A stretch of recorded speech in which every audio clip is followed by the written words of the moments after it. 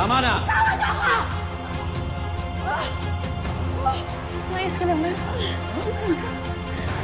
Ayos ka lang? Alam ko na ang lahat, Nona. Narinig ko na sinasaksakan mo ng gamot ang swero ng nanay ko. Tinuturukan niyo siya ng droga sa loob ng 7 taon para hindi siya makapagsalita at makagalaw! Donna,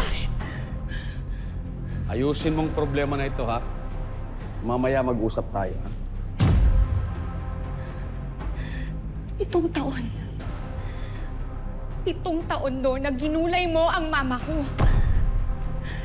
At hindi ka pa nakontento. Pati si Mimay sinasaktan mo ng paulit-ulit. Ha? Bakit? Anong atraso namin sa'yo, ha? Dahil lang ba ayaw mo sa akin?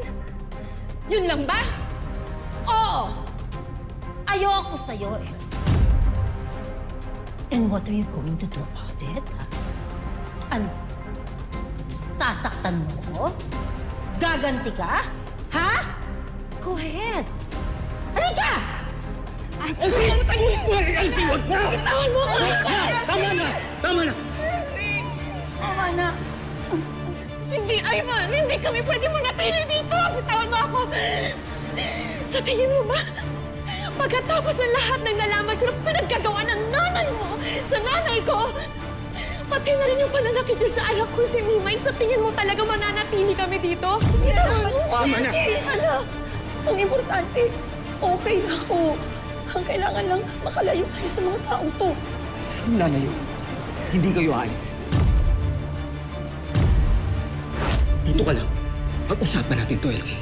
Dito ka lang. Hindi, Ivan! Hindi! Pag-usapan natin to! Aalis kami sa ayaw at sa gusto mo! Ngayon, mamili ka, Ivan. Yang mami mo o kami ng anak ko.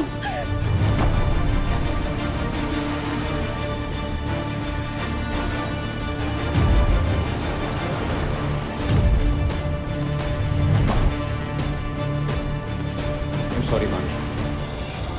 Kung aalis si Elsie, aalis din ako.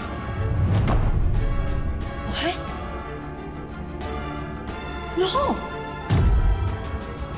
Ako ang pamilya mo, Ivan. Do you hear me? Minsan ka nang nawala sa akin, anak. Hindi na ako pa pwede pumayag na mawawala ka ulit sa akin, lalo na nang dahil lang sa babae ito! Tama na! Tama na, Mami!